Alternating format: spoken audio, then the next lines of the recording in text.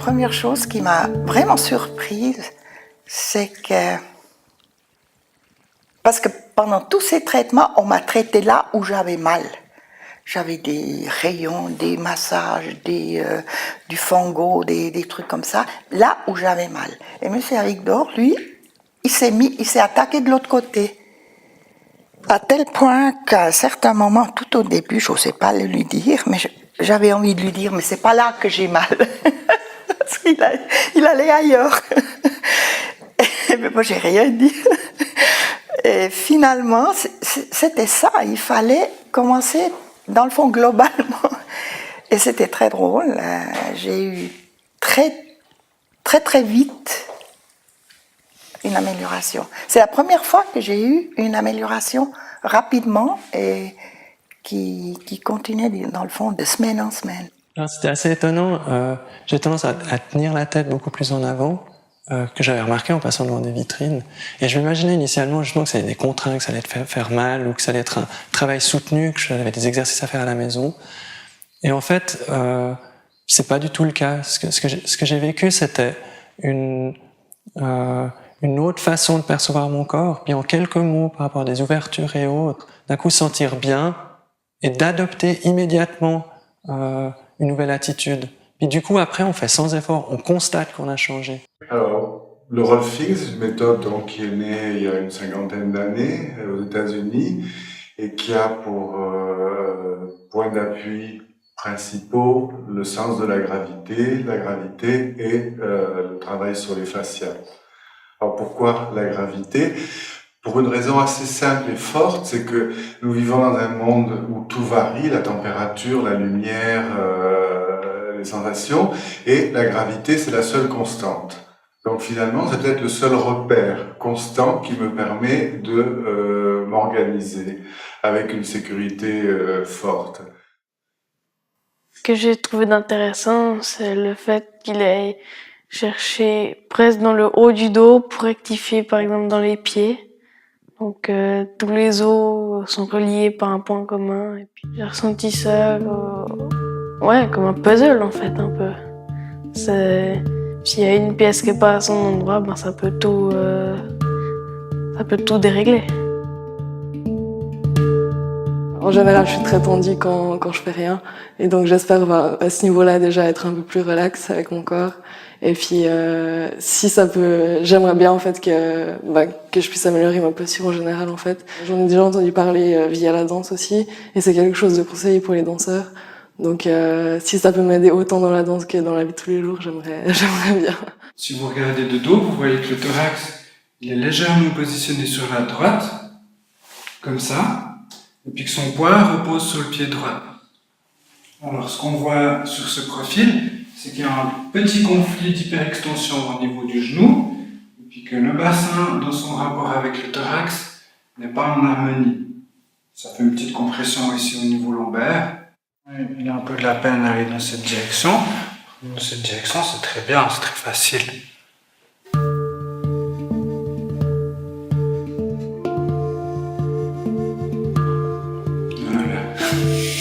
C'est ça, tu vois. Maintenant, elle a compris. Ça va prendre du temps, parce qu'aujourd'hui, on a pu voir un aspect de la manière dont vous êtes organisé. Et puis la prochaine fois, on va regarder comment est-ce qu'on peut intégrer ça par rapport à votre appui dans le sol, par exemple. Comment est-ce que vos pieds ils peuvent aussi réagir à ce qu'on a fait aujourd'hui. Et puis on verra comment vous avez évolué. Est-ce que tout d'un coup, dans 2 semaines, vous me dites « Ah, mais je suis comme avant ». Alors si c'est le cas, ça sera intéressant parce que ça voudrait dire que chez vous, les pieds sont le moteur d'une certaine organisation. Donc il y en a beaucoup des indications. Alors il y a beaucoup d'indications généralistes qui sont de redonner la fonction et l'organisation gravitaire et surtout sur les gestes qu'on répète le plus, c'est-à-dire la respiration, la marche. Donc, il faut penser que quand on marche, une personne ordinaire, pas quelqu'un qui ferait beaucoup de sport ou autre, mais une personne ordinaire, elle soulève, je crois, 50 000 kilos par jour. simplement avec le poids des jambes multiplié par le nombre de pas qu'on fait dans la journée. Donc, la manière dont on soulève ces 50 000 kilos va avoir un impact incommensurable sur l'ensemble de mon organisation. Donc, du coup, le rolfing travaille sur 2 niveaux. Il travaille sur la gravité à travers le remodelage des fascias, mais il travaille sur la gravité sur l'éducation. C'est-à-dire que l'organisation gravitaire, elle est principalement faite par les petites cellules réceptives que nous avons sous les pieds, qui sont sensibles à la pression et qui me permettent de savoir si je suis en train de tomber en avant ou en arrière. L'oreille interne, qui comporte un ensemble comme de petits fils à plomb, c'est une métaphore, et puis le regard, qui me permet de saisir les verticales externes. Donc en jouant sur ces 3 paramètres dans l'éducation, dans le sens du mouvement, la proprioception, je vais apprendre petit à petit à utiliser mon corps d'une manière qui ouvre le maximum de potentiel. Pour vous lever, c'est la tête qui dirige. Non, vous allez trop vite. Laissez seulement le thorax aller jusqu'à ce qu'il soit au-dessus des pieds. Non, il n'est pas encore au-dessus des pieds. Voilà. Vous poussez dans les pieds pour remonter. Puis maintenant, c'est le coccyx qui guide, mais vous restez avec votre centre de gravité au milieu du pied. C'est votre coccyx qui guide. C'est vrai que je me suis un peu remise en question dans les activités que j'avais tous les jours qui me semblaient normales. Simplement, par exemple, me tenir à table. Normalement, je m'affalais sur ma chaise et tout, et c'est vrai que là, je me disais, mais je me tiens droite et tout, etc. Et je me suis rendu compte aussi que dans les positions que je pensais détendues, entre guillemets, justement, typiquement devant la télé, quand j'étais dans mon fauteuil et tout, et vraiment, j'étais comme ça, et je pensais que j'étais détendue. Et en fait, je me suis rendu compte que c'était pas le cas du tout, et que ça générait aussi des tensions. Donc, on a parlé des indications qui sont de l'ordre musculo-squelettique. Il y a une autre série d'applications qui sont peut-être pas directement évidentes, c'est tout le système viscéral. C'est-à-dire les viscères sont suspendus sur le squelette à travers des ligaments. Donc un gauchissement du squelette va mettre une viscère en positionnement négatif et empêcher sa motilité profonde. Les organes, ils sont entourés de membranes. Et les organes doivent pouvoir coulisser les uns par rapport aux autres en fonction de nos mouvements. Alors là, ce qu'on travaille aujourd'hui avec Mélanie, au niveau de l'ouverture de la cage thoracique, ça doit s'accompagner d'un mouvement fluide de l'estomac. Et chez elle, l'estomac, il n'est pas toujours habitué à avoir des informations très très claires. Suivant la question que pose le patient, il va y avoir un peu plus de travail de pression, de travail manuel sur l'ensemble des fascias, ou un peu plus d'éducation, un peu des deux, ou un travail facial, et puis après, à la fin de la session, un travail pour que la personne se rende compte du bénéfice qui a été acquis, de manière à ce qu'il soit pérenne, c'est-à-dire qu'il puisse se conserver. Ce qu'on pourrait dire, sinon, s'il n'y a pas un minimum de conscience, si je remets le corps en place, mais que la personne ne s'est pas rendue compte du changement qui était intervenu, il n'y a aucune raison qu'elle ne reparte pas sur sa posture originelle. Elles sont fermées devant. Donc, concentrez-vous sur cette nouvelle perception dans la mâchoire. Laissez la mâchoire complètement... Voilà, c'est ça. Laissez la mâchoire libre. Encore. Respirez bien. Voilà, c'est ça. Ok, là, c'est bien. C'est quand même un travail à deux. Enfin, j'ai l'impression que quand il fait des manipulations, des fois, c'est inconscient, je pense, mais il me dit c'est bien, ça se passe bien maintenant. Et je le sens dans mon corps qu'il y a quelque chose qui a changé. Je sais pas si c'est grâce à moi ou si c'est vraiment que les manipulations qui font ça, mais j'ai l'impression que c'est un peu donnant en fait. Et je pense aussi ça m'a permis de me recentrer un peu sur moi, sur ce que je ressentais, parce que c'est vrai que d'habitude quand je fais des mouvements ou des actions, je pense pas du tout à comment je les fais, etc. Et là à la fin de chaque séance, Mathias me demandait comment j'avais ressenti ça, etc. Et c'est vrai que c'est des questions que d'habitude je me pose absolument pas, donc là aussi ça m'a permis d'avoir une autre perception de moi-même. Puis à mon avis, peut-être la chose fondamentale, ça va être l'impact psychologique. Non pas de rentrer dans l'histoire de la psychologie, mais d'en rentrer dans ce qui, de la psychologie, a pu faire un gauchissement du corps. Alors, à travers une organisation de mon assise gravitaire, je me redonne un potentiel d'action et je me redonne aussi un potentiel de relation.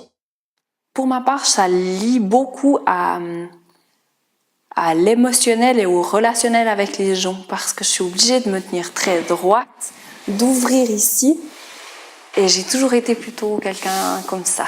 Alors ça change beaucoup que d'être comme ça au niveau de l'approche des gens, quoi. De se mettre, oser aller, oser pas regarder de haut, mais juste normal. Chacun de nous a une représentation de son propre corps qui n'est pas le corps tel qu'il est, mais le corps tel qu'on se l'est construit en tant qu'image. Et souvent, les gens ont une posture parce qu'ils vont penser que cette posture est juste. Et donc, ils se sentent juste dans cette posture. Et si on leur demande de relâcher pour être gravitairement, ils vont avoir l'impression d'être là. Donc, il y a toute une partie, à cause de la question de l'image du corps, qui est de l'ordre de l'éducation. L'image du corps et la perception que j'en avais, ça a vraiment changé. C'est vrai que quand j'ai fait cette école de danse à Londres, c'était vraiment centré tout le temps sur l'image. Et c'est vrai que j'ai été vraiment obsédée par ça. Et à chaque fois, je pensais, à chaque fois que je mangeais, je me disais mais je peux pas parce que je vais grossir, etc. J'en avais honte avant. Je n'osais même pas regarder dans la glace en fait. Le moins j'avais affaire à lui en fait, le mieux je me sentais. Enfin, c'est un peu. Disons que j'essayais d'éviter la question, j'essayais de pas... Enfin, quand je me voyais dans le miroir, je me disais « mais t'es grosse, il faut que tu perdes du poids et tout ». Et maintenant, je me regarde et je me dis... j'aime mon corps.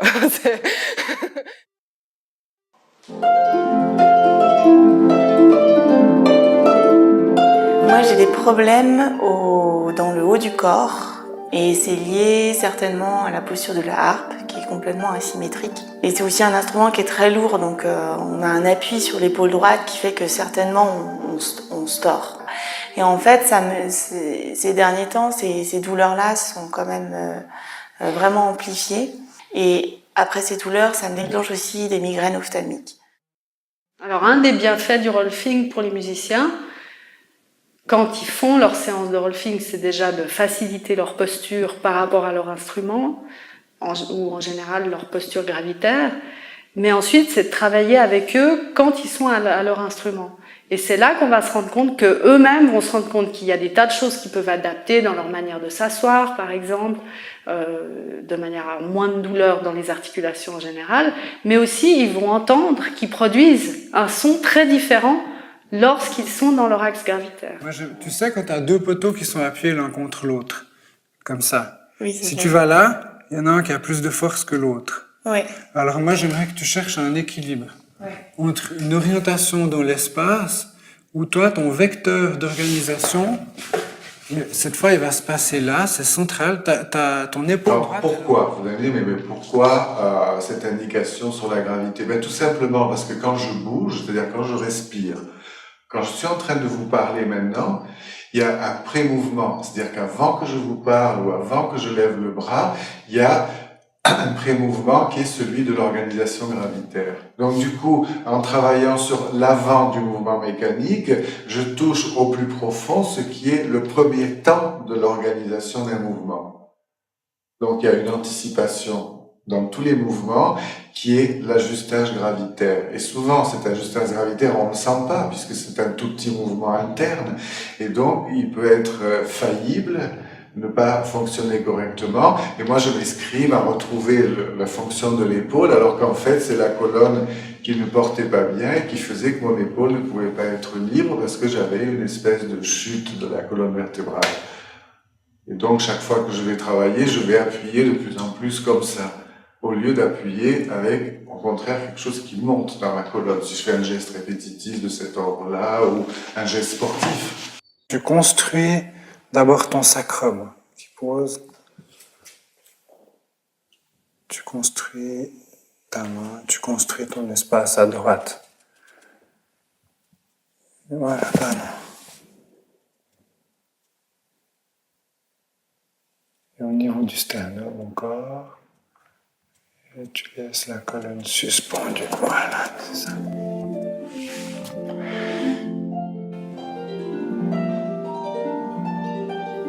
C'est vrai qu'aujourd'hui, c'était assez différent des des autres séances de rolling parce que je suis venue aussi avec mon instrument en fait. Et en fait c'est très différent de ce que je pensais. Je pensais moi qu'il fallait plutôt avoir une position très stable et limite bloquée. Et en fait c'est tout dans un mouvement fluide et d'ouverture et de sensation aussi sur tout ce qu'il y a autour en fait en dehors de l'instrument et c'est très intéressant parce que je pense qu'on se focalise beaucoup sur les doigts, sur la technique et finalement en discutant avec Mathias on réalise que ces soucis c'est pas des problèmes, c'est aussi une thérapie pour moi en fait. Ça me permet vraiment de faire travailler mon corps, mais en douceur et en fluidité, en fait.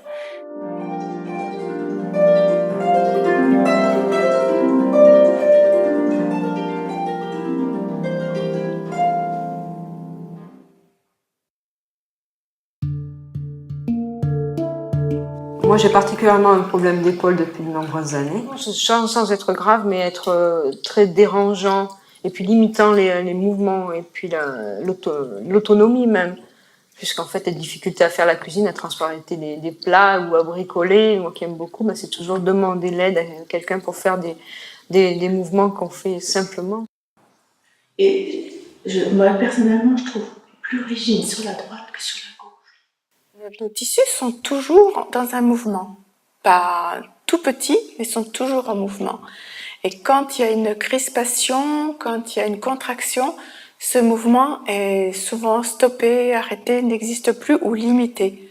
Et simplement avec le contact de la main, les tissus commencent à retrouver leur propre motilité, à retrouver un mouvement qui leur est propre, et ma main encourage ce mouvement. Ouvre devant pour laisser la colonne partir devant. Voilà. Depuis ton coude gauche, j'appuie pas, tu viens rencontrer mon contact ici. Donc c'est un allongement et tu rentres. Voilà, super, vas-y. Voilà, et tu relâches. Bien. Et là où ça devient intéressant, c'est de mettre ces transformations physiques, donc articulaires ou au niveau du tissu mou, qui est le tissu sur lequel on travaille, de les mettre dans une perspective fonctionnelle. C'est-à-dire que tout d'un coup, la personne va se lever, elle va dire « Ah, il y a quelque chose qui a changé, je me tiens différemment, je me sens autrement et j'ai une capacité fonctionnelle autre. » Tu vois, le sol de ton crâne et le centre. Voilà. Et puis les fascias, c'est quoi? Alors les fascias, donc, on a plusieurs manières de nommer ça. C'est le tissu conjonctif, c'est un ensemble de tissus. C'est comme une toile de tente. La meilleure métaphore serait peut-être celle-là. Il y a une toile de tente, il y a des piquets, c'est le squelette, il y a la toile de la tente, c'est les fascias, et puis il y a les caoutchoucs qui tendent la toile de la tente, qui sont les muscles. Alors, la particularité des fascias, c'est qu'ils sont plastiques. C'est-à-dire que si la toile de tente, elle est tendue, tordue, et qu'elle est tendue, tordue pendant 15 jours, la toile va se déformer et va rester déformée. Mais dans la mesure où c'est plastique, il y a toujours un retour possible, et c'est le travail qu'on fait par des techniques de légère pression sur l'ensemble des fascias, de redonner aux fascias la capacité d'avoir un squelette en accord avec la gravité. Je vois que c'est la limitation, elle est ici. Voilà. Donc je prends ça, puis on va faire des tout petits mouvements. Donc toi, c'est toujours la pesanteur dans la table. Puis tu laisses... Oui, lâche-moi bien ton numérus, ton bras, là. Moi, je vais faire des petits mouvements. Même à la fin de la séance, ou alors que normalement c'est relâché, là le travail qui est fait en disant « Attends, on reprend conscience simplement de mettre la main à quelque part sur la nuque ou quoi que ce soit », c'est le contact permet une prise de conscience qui fait que la marche va encore se dérouler autrement. Et moi je vais partir avec un petit peu cette conscience du corps, d'une partie du corps renouvelée. Et je crois que c'est aussi ça qui participe, séance après séance, à construire un nouveau schéma corporel et à faire que entre deux séances, et puis après le reste du temps, je construise de moins en moins de tension.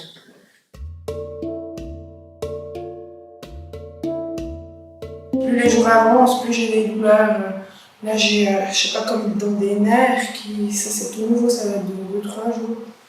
Des nerfs qui descendent là, dans les cuisses. Tout d'un coup, ça se tend, ça bloque. Ça fait vachement mal.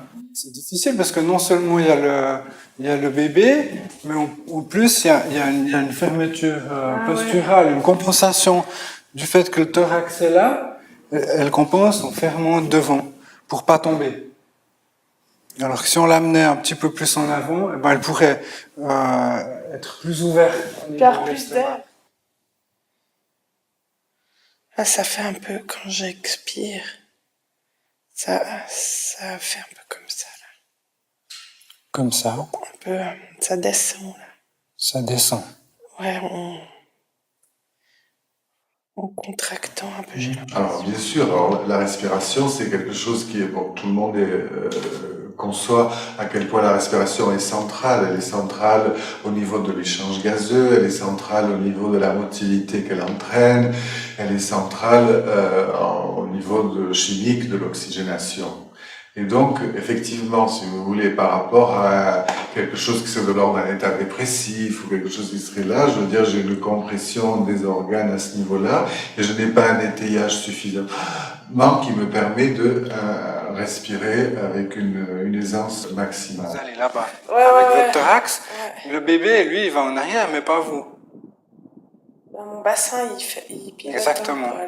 On le laisse faire, on le laisse tranquille, posé. Voilà, c'est ça. Ouais. C'est confortable. Ouais, très. Ouais, beaucoup plus que d'avoir le ventre en avant, avec le dos qui le suit. Je me suis sentie détendre dans tout mon corps, très en profondeur, dans toutes les fibres de mon corps, un peu. Et puis aussi dans la relation que j'ai avec mon corps, aussi au niveau psychologique, je trouve. Comme si j'avais un peu réglé des choses du passé dans mon corps. Comme si, par exemple, j'avais eu un vieil accident qui était un peu resté travers à l'intérieur de moi, puis qu'on avait un peu remis, un peu des choses comme ça.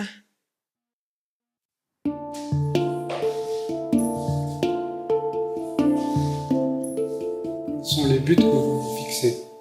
Moi, le but, c'est d'arriver à être plus indépendante que si quand je tombe ou comme ça, et puis de pouvoir mieux marcher, et puis de plus avoir toujours cette douleur dans le dos quand je suis fatiguée. Le mot réhabilitation n'est pas le mot idéal puisque le corps a changé entre le corps d'avant et le corps après l'accident. Il y a eu des modifications, il y a eu des blessures peut-être, il y a eu des impacts et qu'on n'a pas le même corps. Et souvent, dans la réhabilitation, c'était l'idée de reproduire le même corps qu'avant. Alors que là, non, on va toujours se reposer la question. Ici et maintenant, aujourd'hui, avec ce corps tel qu'il est, avec ses amputations chirurgicales ou autres, quelle est la meilleure assise gravitaire pour retrouver un potentiel de mouvement? Vous en glissez le pied sur la table. Ah, c'est bien ça.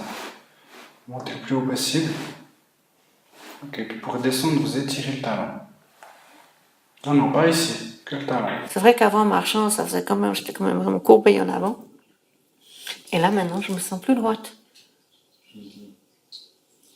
J'arrive même à être assise sur un banc qui n'a pas de dossier.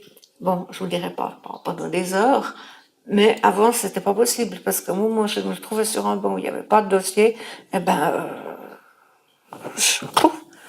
ça tenait pas. Tandis que maintenant, je me rends compte, j'ai testé ça dimanche, et j'étais au moins presque 3/4 d'heure assise comme ça, sans être appuyée. Alors je me dis, c'est quand même un progrès, c'est quand même la preuve que la musculature du dos est renforcée. Du coup, ça vous encourage? Du coup, ça m'encourage.